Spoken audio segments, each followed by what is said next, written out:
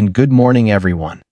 My name is Andrew, and today I want to talk to you about something that sounds simple, yet changes everything when you truly understand it and love yourself more than anyone.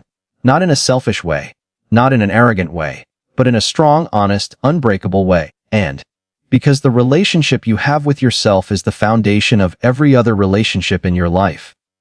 Too many people spend their lives chasing approval and trying to be enough for parents, partners, friends, society, or strangers who don't even know their story. I've seen talented people shrink themselves just to be accepted, and strong people doubt themselves because someone else failed to see their value. Let me tell you this clearly: when you don't love yourself, and you give other people permission to decide your worth. And that is a dangerous place to live. Loving yourself means respecting your boundaries when it's uncomfortable. And it means walking away from what drains you, even when your heart wants to stay. It means forgiving yourself for the mistakes you made when you were still learning. And I've learned that self-love is not about pretending you're perfect. It's about accepting that you are human and still choosing to stand by yourself. And when the world is loud with criticism and comparison, self-love is the quiet voice that says, I am still enough. When you love yourself more than anyone, and you stop begging for attention and start attracting respect, you stop settling for less and start demanding better from others and from yourself. You work harder, and not because you hate who you are, but because you believe in who you can become. Self-love builds confidence, and confidence builds courage. And courage is what pushes you to take risks, chase dreams, and rise after every fall. And most people spend their entire lives handing over control of their self-worth to other people without even realizing it. A compliment makes them feel confident, and criticism destroys their mood, and silence feels like rejection. This is one of the biggest traps you can fall into. The moment you depend on validation, and you become emotionally dependent, and emotional dependence is weakness disguised as politeness. If your confidence rises and falls based on what others say, and you are not in control of your life, you are reacting to it. Here's the hard truth, and no amount of external approval will ever be enough if you don't approve of yourself first. From a young age, we are trained to seek permission to feel valuable, and good grades, praise from parents, likes on social media, attention from others. Everything conditions us to believe that worth must be earned from the outside. Over time, this creates a dangerous mindset where silence feels like failure and disagreements like disrespect. But the strongest individuals understand something different, and they know that self-worth is not a vote, not a competition, and not a reward. It is a decision. The moment you decide your value internally, and external opinions lose their grip on your emotions. Here's a powerful hook: need to understand people who chase validation are easy to control. When you need approval, and you will tolerate disrespect, overextend yourself, and stay quiet when you should speak up. You'll say yes when you mean no, just to avoid disappointing someone. And, on the other hand, when you validate yourself, you become grounded. You don't need to explain your choices to everyone. You don't need applause to keep going. And you move with calm certainty because your confidence comes from within, not from reactions. Think about the most confident people you admire, and they don't constantly announce their value or seek reassurance. They don't panic when misunderstood. That confidence comes from self-approval. They trust their judgment, and even when it's unpopular. This doesn't mean they ignore feedback or stop learning. It means they filter feedback instead of absorbing it blindly. They listen, reflect, and improve if necessary, and move on without self-doubt consuming them. Another hook most people never consider is this: validation addiction kills authenticity. And when you live to please others, you slowly abandon who you really are. Your opinions soften, your dreams shrink, and your personality adjusts to fit expectations. And over time, you don't even recognize yourself. Self-validation gives you the freedom to be real. You can disagree without fear. You can stand alone without feeling lonely, and you can fail without feeling worthless. That freedom is priceless. Confidence built on self-worth is stable, and it doesn't disappear when someone criticizes you or when things don't go your way. It allows you to take risks because rejection no longer feels like a personal attack. And when you validate yourself, failure becomes feedback, not a verdict. You stop asking, do they approve of me? And start asking, and do I respect myself? That shift changes everything from how you speak to how you walk to how you make decisions. The strongest hook of all is this, and when you stop needing validation, people start respecting you more. Not because you demand it, but because you don't beg for it. Energy speaks louder than words, and self-assured people naturally command presence because they are not desperate to be accepted. They choose their standards, protect their time, and value their effort. And in a world full of insecurity and noise, that kind of grounded confidence is rare and powerful. When you understand that your self-worth does not need validation, and you reclaim control over your emotions, your choices, and your future, you stop living on emotional highs and lows created by other people's opinions. You become calm and focused and resilient. That's not arrogance. That's self-respect. And self-respect is the foundation of real confidence. Most people don't struggle with lack of time and energy or talent. They struggle with weak boundaries. They feel exhausted, overwhelmed, and underappreciated, yet they keep saying yes to things that drain them. And here's the uncomfortable hook. Every time you ignore your boundaries to please someone else, you silently teach people that your peace is negotiable. And once that lesson is learned, it's repeated. Setting boundaries without is not cold, rude, or selfish. It is a declaration that your mental, emotional, and physical energy matters. Many people associate boundaries with conflict, rejection, or loss.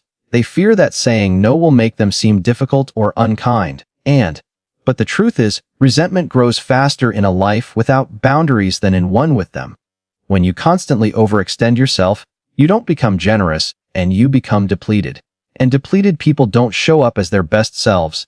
They show up tired, irritated, and disconnected from their own needs. And boundaries are not walls to shut people out. They are filters that protect what truly matters. Here's a powerful hook to remember. And guilt is not a signal that you're doing something wrong. It's often a sign that you're doing something new. If you've spent years prioritizing others over yourself, and the first time you choose your own peace will feel uncomfortable. That discomfort is not a mistake, it's growth. Strong people understand that discomfort is temporary, but the cost of ignoring boundaries compounds over time, leading to burnout, loss of self-respect, and emotional exhaustion. And setting boundaries also forces honesty into your relationships. Without them, connections are built on silent expectations and unspoken frustration. With them, relationships become clearer and healthier. When you communicate your limits calmly and confidently, you give others a chance to respect you. And if someone reacts negatively to your boundaries, that reaction reveals more about them than it does about you. Another key hook, people who benefit from your lack of boundaries will always resist them. Boundaries are not just about saying no to others. They are about saying yes to yourself, and yes to rest, yes to focus, yes to growth. When you protect your energy, you create space for higher quality work, deeper relationships, and better decision-making. And you stop running on empty and start operating with intention. This is why high performers are not constantly available. They are selective. And availability without limits leads to chaos, while disciplined boundaries lead to clarity and control. Many people confuse boundaries with arrogance, but true strength is quiet and composed. You don't need to explain yourself endlessly or justify your decisions to everyone. A simple, respectful no is enough. And the more you over-explain, the more you invite negotiation. Confidence doesn't argue, it states. And when you consistently honor your own limits, your self-respect grows. And that self-respect changes how you speak, how you move, and how others treat you. Here's a final hook that shifts everything. Your peace is more valuable than approval. And approval fades quickly, but peace compounds. When you set boundaries without guilt, you stop living in reaction mode and start living with intention. And you choose where your energy goes instead of letting others decide for you. That choice is not selfish, it is necessary. Because the moment you protect your peace, and you unlock clarity, confidence, and control over your life, most people waste years of their life chasing approval, not realizing how expensive that chase really is, and they adjust their behavior, soften their ambitions, and delay their growth just to fit into expectations that were never designed for them. And here's the hook most people ignore: the more you chase approval, the further you drift from your own potential. Approval feels good in the moment, but it quietly steals your focus, your time, and your identity. While you're busy trying to be accepted, you're falling behind the person you could have become. And from early on, society rewards compliance more than courage. You're praised for being agreeable, for not rocking the boat, for following the familiar path. Over time, this conditions people to seek permission before taking action. They wait for encouragement, reassurance, or a green signal from others before they move forward. But growth doesn't come from permission, it comes from decision. The strongest individuals didn't wait for approval to build themselves, and they took responsibility when no one was watching. Here's a powerful hook to lock this in: approval is rented, self-respect is owned, and approval can be withdrawn the moment you change, fail, or outgrow someone's expectations. Self-respect stays with you when things get uncomfortable, and when you shift your focus from being liked to being capable, everything changes. Your energy moves from performing for others to investing in yourself. You stop asking, what will they think? And start asking, what will this cost me if I don't act? Building yourself requires discipline, and discipline doesn't get applause. And early mornings, uncomfortable learning curves, silent sacrifices, none of these are glamorous. Most people don't see the work, so they don't celebrate it. And if your motivation depends on praise, you'll quit the moment the applause stops. This is why so many people start strong and disappear quietly. And they were fueled by attention, not commitment. Real growth happens in isolation, long before recognition ever arrives. Another hook many people need to hear is this: and when you focus on building yourself, respect becomes a byproduct, not a goal. People may not support your journey at first, but they will notice consistency, and they will notice results. Respect is earned through execution, not explanation. You don't need to convince anyone of your vision, and your progress will speak louder than your words ever could. Chasing approval also weakens decision-making. When your choices are filtered through other people's opinions, and you lose clarity, you hesitate, overthink, and second-guess yourself. But when your priority is growth, decisions become simpler, and you choose what aligns with your long-term vision, not short-term comfort. You accept temporary misunderstanding in exchange for permanent improvement. And that's the mindset shift that separates leaders from followers. Here's a final hook that cuts deep: the world doesn't reward potential, it rewards output, and you can be the most liked person in the room and still be replaceable. But when you invest in skills, discipline, and character, you become valuable, and value attracts respect naturally. You don't have to chase it. When you stop seeking approval and start building yourself, you move with confidence, act with clarity, and grow with purpose. Most people are not held back by what happened to them, they are held back by what they keep replaying in their mind. Mistakes, regrets, and missed chances, and poor decisions become mental prisons when you refuse to let them go. Here's the hard hook: guilt feels like responsibility, but most of the time it's just fear wearing a serious face. You convince yourself that holding on to the past means you're being accountable, when in reality you're only punishing yourself for something that can no longer be changed. Everyone has a version of themselves they wish they could erase, and a decision made without experience, a reaction fueled by emotion, or a risk avoided out of fear. But judging your past self with your present awareness is unfair, and you didn't know then what you know now. Growth gives you clarity, not shame. The moment you understand that mistakes are evidence of effort, not proof of failure, and you begin to loosen the grip of self-blame. Forgiving yourself is not denial, it's understanding. Here's a powerful hook most people never hear, self-punishment does not create progress. Beating yourself up doesn't make you stronger, wiser, or more disciplined. It only drains your energy and keeps you stuck. And accountability is about learning and adjusting, not reliving. When you extract the lesson and apply it, the mistake has served its purpose, and anything beyond that is unnecessary suffering. Many people fear that forgiving themselves will make them complacent, and they believe that harsh self-criticism is what keeps them sharp. But the opposite is true. Excessive self-criticism paralyzes action. It creates hesitation and fear of failure and overthinking. Self-forgiveness creates momentum. When you allow yourself to move forward, and you free your mind to focus on what's next instead of what went wrong. Progress requires motion, and motion requires emotional freedom. And another hook that changes perspective is this: you cannot build a future while constantly visiting the past. Every time you replay old mistakes, and you pull your attention away from present opportunities. The present is where growth happens. It's where new habits are formed, better decisions are made, and stronger versions of you are created. Carrying regret into the present is like trying to run while dragging weight behind you. Letting go doesn't erase the past, and it stops it from controlling your direction. Forgiving yourself also reshapes how you treat others. When you release your own shame, you become less judgmental and more patient and more grounded. You stop projecting your internal frustration outward. Inner peace creates emotional stability, and emotional stability improves every area of life, from relationships to performance. Self-forgiveness is not weakness, it is emotional maturity. And here's a final hook that hits deep: the past only has power if you keep giving it attention. You are not the same person who made those mistakes, and you are the person who learned from them. Moving forward is not betrayal of your past, it is proof that you grew beyond it.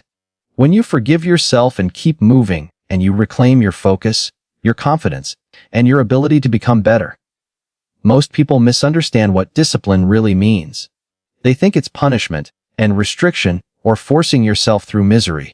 That misunderstanding is exactly why so many people avoid it.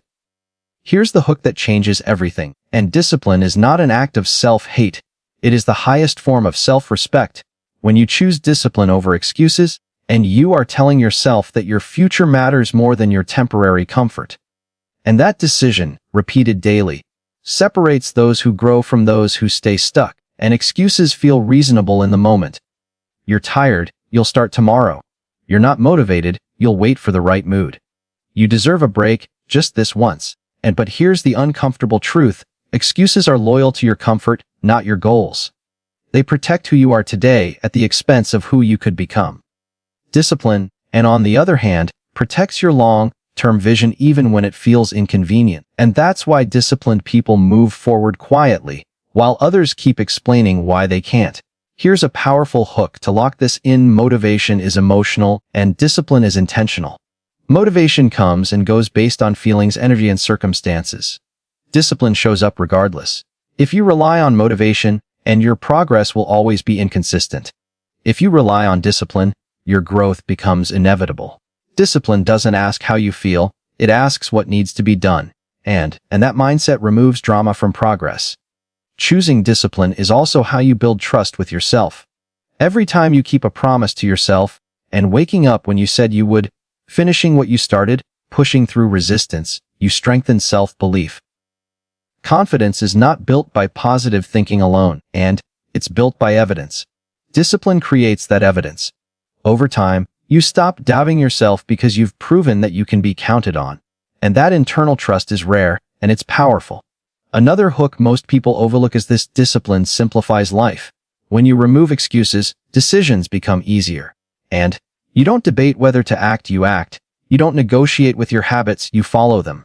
This clarity reduces mental fatigue and overthinking, and while others are trapped in internal arguments, disciplined individuals conserve energy for execution. That consistency compounds into skill, strength, and credibility, and discipline also protects you from emotional instability. When emotions control your actions, progress becomes unpredictable. One bad day can erase weeks of effort, and discipline creates structure that keeps you moving even when emotions are low. It doesn't mean ignoring feelings, it means not allowing them to dictate your standards. And this is why disciplined people remain steady under pressure. They don't need perfect conditions to perform, they create reliability through routine. And here's a final hook that hits hard: self-love without discipline is comfort, discipline without self-love is burnout. And true self-love is the balance between compassion and standards. It's knowing when to rest and when to push. It's choosing long-term strength over short-term relief. And when you consistently choose discipline over excuses, you don't just improve your habits, you transform your identity. And most people underestimate the power of belief because they confuse it with wishful thinking. And they think believing in yourself means hoping things will work out without effort. That misunderstanding keeps them small. Here's the hook that changes everything. And belief is not confidence before action, it is commitment despite fear. When you truly believe in yourself, hesitation loses its grip and excuses stop sounding reasonable. And belief doesn't remove obstacles, it removes doubt, and doubt is the real enemy. When you believe in yourself, your inner dialogue changes, and you stop speaking to yourself like an enemy and start speaking like a leader. Instead of asking, "What if I fail?" you ask, "And what if I learn?" That shift alone alters how you approach challenges. Fear no longer paralyzes you, it sharpens you. You still feel uncertainty, but it no longer decides your actions. This is the first sign of unstoppable momentum, moving forward even when confidence is not perfect. And here's a powerful hook most people never realize: belief gives pain a purpose. Without belief, struggle feels pointless and overwhelming. With belief, struggle becomes temporary and meaningful. You stop seeing setbacks as proof that you're not capable and start seeing them as part of the process. And this perspective is what allows some people to rise repeatedly while others quit after the first resistance. The difference is not strength or luck, it's belief. And belief in yourself also changes how you handle rejection. When you don't believe in yourself, rejection feels personal, final, and humiliating. When you do, rejection becomes information. It doesn't define you, it redirects you. You don't collapse when someone doubts you, because you already trust your own vision. And another hook worth remembering: people who believe in themselves don't need everyone to understand them. They only need to stay aligned with their purpose, and strong belief creates consistency. You show up on days when progress feels invisible. You continue when results are delayed. You stay disciplined when excitement fades. And this is where most people fall off, not because they lack ability, but because they lose belief during the quiet phase. Belief carries you through silence, and it keeps you moving when no one is clapping, watching, or supporting. That's why belief is more important than talent, and believing in yourself also changes how others respond to you. Confidence grounded in belief has a different energy. It's calm, steady, and unapologetic, and you don't over-explain, seek permission, or chase validation. People sense that stability. And here's a critical hook: when you believe in yourself, resistance from others no longer intimidates you, it confirms that you're moving differently. Not everyone will support your growth, but belief keeps you focused instead of reactive. Another shift belief creates is resilience. Life will test you emotionally, mentally, and sometimes physically. And without belief, those tests break people. With belief, they refine you. You recover faster, adapt quicker, and return stronger. Belief doesn't make you immune to hardship, it makes you durable. You stop asking why this is happening to you and start asking how you can grow through it. The most overlooked hook is this: belief is built and not found. It grows through action, through showing up, through keeping promises to yourself. Every time you choose courage over comfort, belief strengthens. And every time you face fear instead of avoiding it, belief deepens.